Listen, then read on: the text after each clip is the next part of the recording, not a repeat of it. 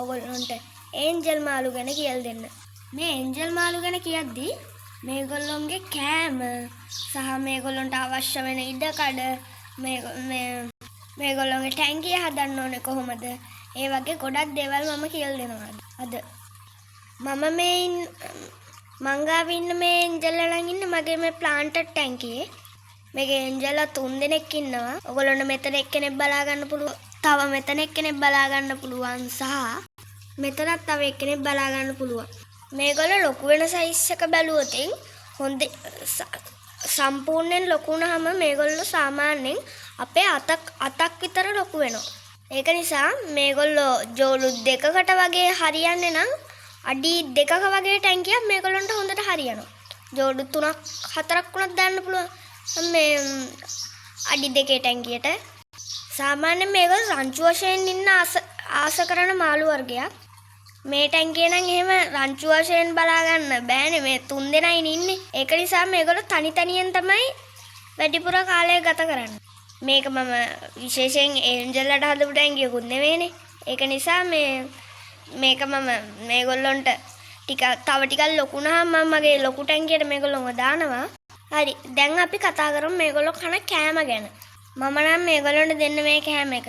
ඕගොල්ලෝ දන්නේ නැති ගොඩක් කට්ටිය මේ කෑම එක තමයි දෙන්නේ. මේකට නමක් ගමන් නැහැ. මාළු කෑම කියලා ඉල්ලුවාම මේ කඩෙන් දෙන්නේ මේවා තමයි. තව මේගොල්ලෝ පොඩි ප්ලාන්ට් වල එක ඒවා කනවා. හයිඩ්‍රිලගස් වල පොඩි කොළ වගේ ඒවා. හරි. දැන් අපි මේගොල්ලොන්ගේ හැසිරීම් රටාව ගැන පොඩ්ඩක් අධ්‍යයනය කරමු. මම දැන් මේගොල්ලෝ ගොඩක් කල් තිස්සේ අධ්‍යයනය කරද්දී මම මේගොල්ලෝ දැක්ක දෙයක් තමයි මේගොල්ලොන්ගේ මේ අනිත් අයත් එක්ක පොඩි අනකොටා ගැනීම ටිකක් සිද්ධ වෙන බවක් මට පෙනී යනවා. ඕගොල්ලෝ රංචුවක් විදිහට දානවා නම් එහෙම මොනවත් වෙන්නේ නැහැ. ගොඩක් කට්ටිය හිතාගෙන ඉන්න මේ ඒන්ජල් මාළු කියන්නේ හරි අහිංසක මාළු జాතියක්. ඇත්තටම කිව්වොත් එහෙම නෑ මේගොල්ලෝ. මේගොල්ලෝ ටිකක් දරුණු කියන්නේ දරුණුමත් නෑ. ඒ වුණාට ගොඩක් අහිංසක මාළුත් එක්ක දාන්නත් බෑ. සාමාන්‍යයෙන් මේගොල්ලෝ ඔය අරවාන වගේ මොන්ස්ටර් මාළුන්ගේ ඇති වෙන ඔය මැක්කෝ වගේ උන්ව පාලනය කරන්නත් මේගොල්ලෝ ගන්න පුළුවන්. හැබැයි ලොකු අරවානගෙනට හිච්චි සයිස් මේ ඒන්ජල් මාළුවෙක් දැම්මට ආයිතින් කියලා කට ගන්න වෙන්නේ. ඒක නිසා ඒ වගේ එකකට දානවා නම් සයිස් එක හොඳට බලලා ගන්න. ඔයගොල්ලන්ට බලා ගන්න පුළුවන් මගේ අතත් එක්ක මුගේ සයිස් එක. මේගොල්ලොන්ගේ ටැංක් එක ගැන කතා කරොත් මේගොල්ලොන්ට මං කලිනුත් කිව්වා අඩි 2ක වගේ ටැංකියක් තමයි හරියන්නේ.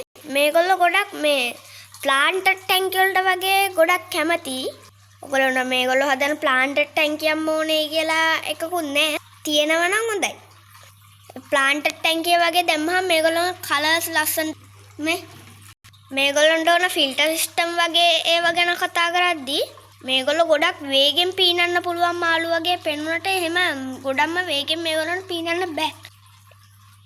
ඒක නිසා හයි ස්පීඩ් ෆිල්ටර් වගේවා මේගොල්ලන්ට එච්චර හරියන්නේ නැහැ. මේ වගේ ගාන්ට යන මේ ලොකු පවර් එකක් නැති ෆිල්ටර් එකක් ගන්නවා නම් ගොඩක් හොඳයි. මම මේක ඒන්ජල් මාළුන්ටම හදපු ගන්න මම ඊට වඩා ලොකු ටැංකියක් ගන්නවා. මේක මම ප්ලාන්ටඩ් ටැංකියක් විදිහට ඔය නියොන් ටෙට්‍රල වගේ පොඩි මාළු දාන්න හදපු එක. මේගොල්ලෝ ලස්සනයි කියලා දැක්ක නිසා මම ඒගොල්ලෝම ගත්තා. හරි ගයිස් වීඩියෝ එකේ අවසානයේටත් ආව ඔන්නේ එහෙනම් අපි මට මග හැරිච්ච දෙයක් කමෙන්ට් ඕගොල්ලෝ දන්නවා නම් ඕගොල්ලන්ට කමෙන්ට් කරන්න පුළුවන්. තව විශේෂ දෙයක් ඕගොල්ලෝ මගේ channel එක subscribe කරලා මගේ මම YouTube channel එක subscribe කරයි කියලා මේ comment එකක් දැම්මොත් ඕගොල්ලෝ YouTube channel එකක් කරනවා නම් මම ඕගොල්ලෝගේ channel එක subscribe කරනවා. හරිද? එහෙනම් වීඩියෝ එක අදට ඉවරයි. bye bye.